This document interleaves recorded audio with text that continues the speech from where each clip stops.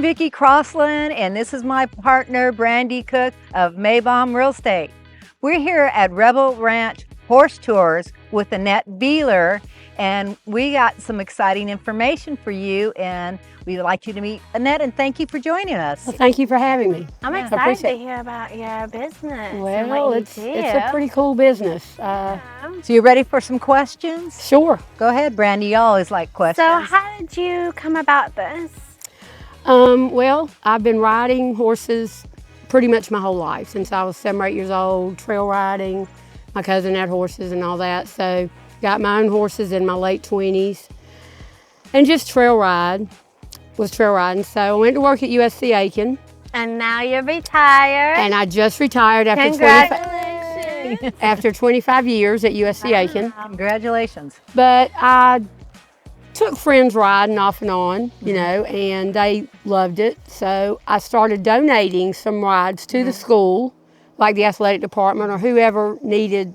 That's such a good idea. A money and maker. A good way to get your name out. Yeah. So, well, but I wasn't even doing it Which is doing it the goodness of Yeah, the I was heart. just doing it for the heck of it. It's a nice thing to do. Yeah. Well, the people that took advantage of that all just loved it. They said, this is great. You know, you have great horses. This is so much fun. Why don't you do this? And I'm like, well, I don't know. But I finally decided in 2015, I decided to kind of stick my foot in the water and see what happened. And I got my LLC. And I would say, I believe you said, I think your husband. Yes, like, my husband nobody's said, gonna do this. yes, And you're he said, exactly "Just right. do And he $10." has. I yeah, love when women prove it. He I is. know. he is- People wrong.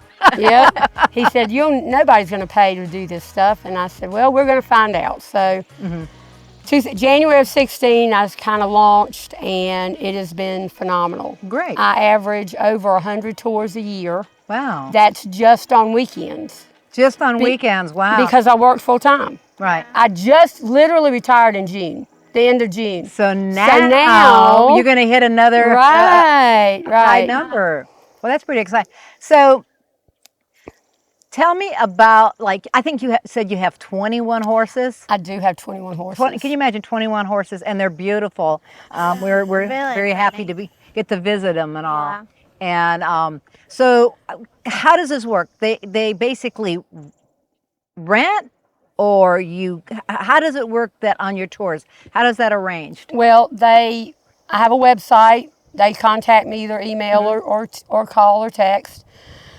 And depending on what the group is like, you know, whether I can accommodate or whatever, I can accommodate pretty much anybody, any level of rider. I've taken people out who've never ridden a horse before, ever, or I've taken out people who ride hunter jumpers and eventing, and they just don't have their horse They here. either don't have them here, or they can't trail ride with their horse. Their horse would freak out on the Think about trails. that, They're but different you- They're disciplines. just different.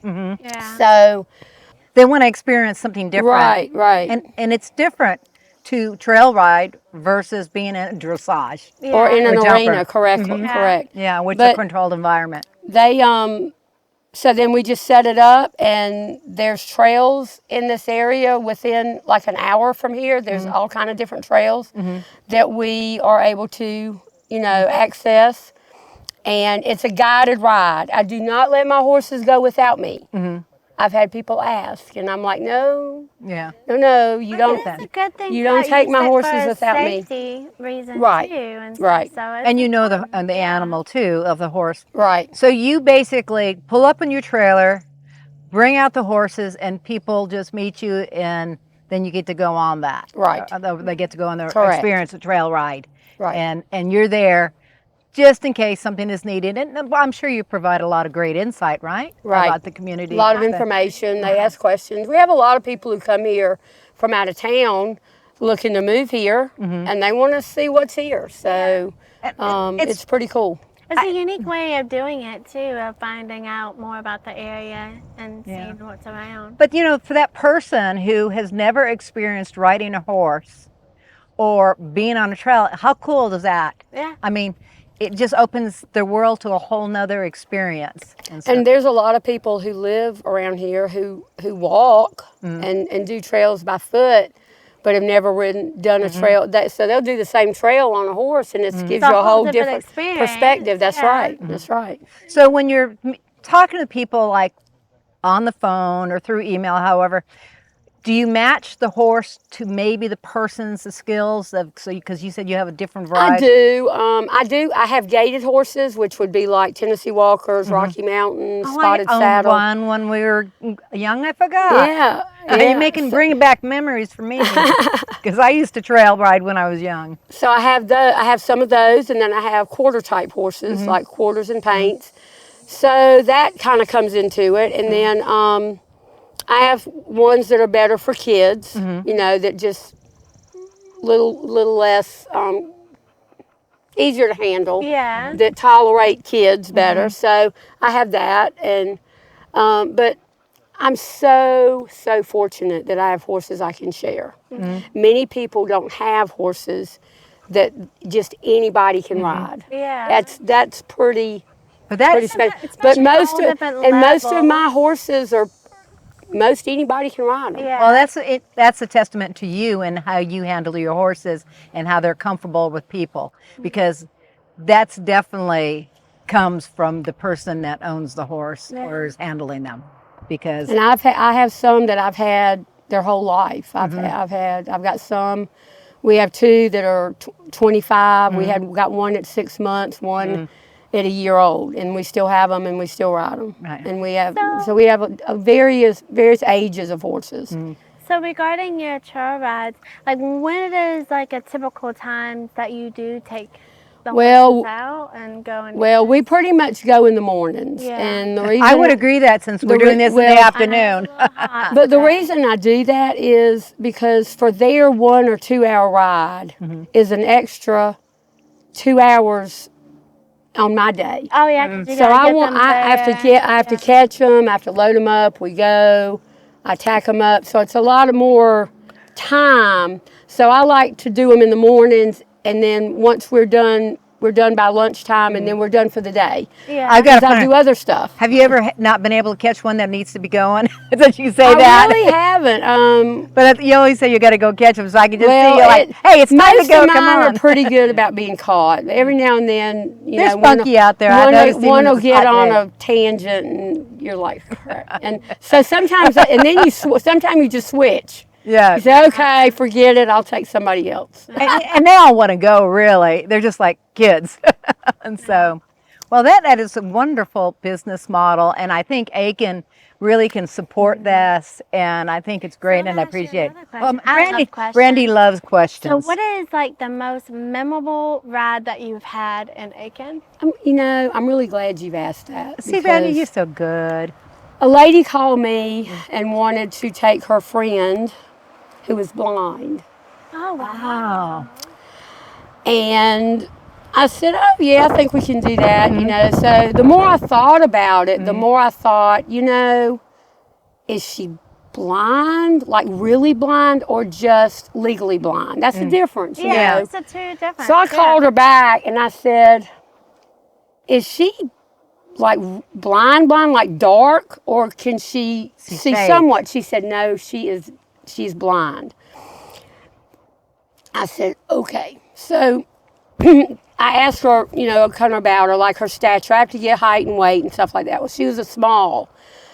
The deal with this girl, the woman was a school teacher, and this was one of her students.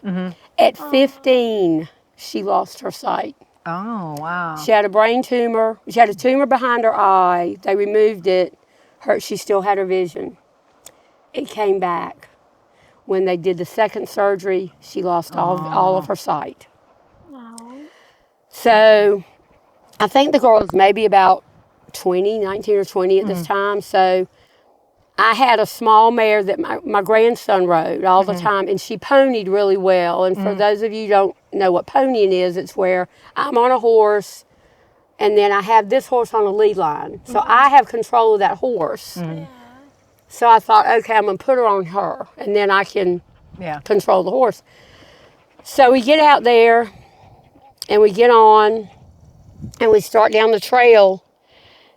And we'd ridden, I don't know, maybe, and I was talking to her, and I started out, said, I was trying to kind of describe Which things. is And she around. said, and I said, oh man, you can't see. And she said, no, describe it for me because I can envision it. I can Right. see it.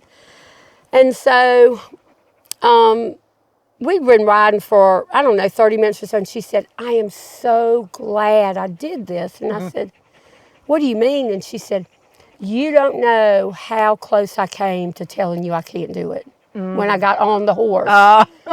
Don't make me cry. I know. And she said, I just wasn't sure I could do it. And so I tried riding with my eyes closed. You talk about a weird feeling. Yeah. And I understand it, and I understood it then how she probably felt when she got on this horse and it's moving around and stepping and she can't see, she doesn't know. But I would tell her, like if we were going up or stepping down or whatever, I tried to tell her. But she loved it, had the best time. And she was a really cool, and I asked her, I said, what's been your hardest thing since you've been blind? And she said, Braille. Well, I can Learning Braille. Yeah. But she was a really neat. That was neat. That was really cool. Like as like a lot of testament into who you are, because that had to give her a lot of trust in you and the horse to be able to make her feel comfortable and do that process. And I bet that was very rewarding. It was. And then I had another fellow, a woman wanted her dad to ride. He hadn't ridden in years and years and years. And he had a terminal lung problem, not cancer, but something else. And he had to carry oxygen. And I put him on one of my trusty, Steady Eddies. Yeah. Steady Eddie. And he rode, and she contacted me long after that and said, he talked about that for a long time. He would talk about it. You're giving so many people really cool. memories. And I love that. Like if someone has something, like you're willing to sit there and think out the box and then try to figure out, get it done. It was pretty cool. I said, and I couldn't take any money for that one. I couldn't. But a lot of people would have just said, pass, I can't do it. Yeah. And so thank you for being so good and kind-hearted to be open to people that maybe have different limitations or disabilities, because that is pretty cool that you accommodate for that. So what is the youngest that you take? Well, if they've never been on a horse, I like them to be about 9 or 10. Yeah. And that's fine. But now if they've been taking lessons, I'll take them as young as like 6 or 7, if they've taken lessons, because they know what to do. They can control the horse and things, because I don't do doubles. I don't let people ride with their children. I've been tucked off so many times doing double. Well, the thing is, those, I don't know how the parents ride. Yeah. I have no clue. People say they can ride all the time, and they get on and they're on 10 minutes and you're like, you don't know how to ride. Yeah. I mean, that's just the way people are. But if something happened to a child when they were riding double, they wouldn't forgive themselves. I wouldn't forgive myself. I couldn't deal with it. So I don't allow people to ride double. I just don't. Like one day at our team meeting, like we should just go on a trail Okay, ride. well, maybe we'll do that. We'll just have a No date. team meeting. We're just gonna go and load up on your let me horses, know. and you're just gonna take us off. So I have a question. Sometimes Brandi likes to have all the questions. I do. Who helps you? I mean, you can't do this all alone. I don't. Thank goodness I don't have to. And they should come up here and give a cameo. Come here. So who's coming up here behind you? So this is my wonderful daughter-in-law. She's been in our life about 15 years now, Jessica. We call her Jess. She saved us all from my son. No, she's my barn manager, and we do the tours together. She So basically, you keep her straight, really. That's right. Yeah. That's right. Just nod your head and smile. Yes. Well, but she is phenomenal, and she does tours on her own also, and we get lots of compliments when she goes. My son, helps too. So good. it's kind of a group. It's kind of a group effort. Yeah, it really is. Well, Thank you for keeping her straight. Yeah. And willing to come on the camera. Well, we appreciate you taking the time and sharing your business and all the things you do. We'll make sure to put your website up there and your information on this so people can contact you. Exactly. And Brandi, any last questions? Because you're the question asker. I think we answered it all. And, So it's Rebel Ranch Horse Tours in Aiken, South Carolina. make sure you go check them out. If you like this video and you want to stay up to date with all of our current and future videos, make sure you like and subscribe to our YouTube channel. Remember, it's your home, your lifestyle, and We are your real estate team. Now go saddle up.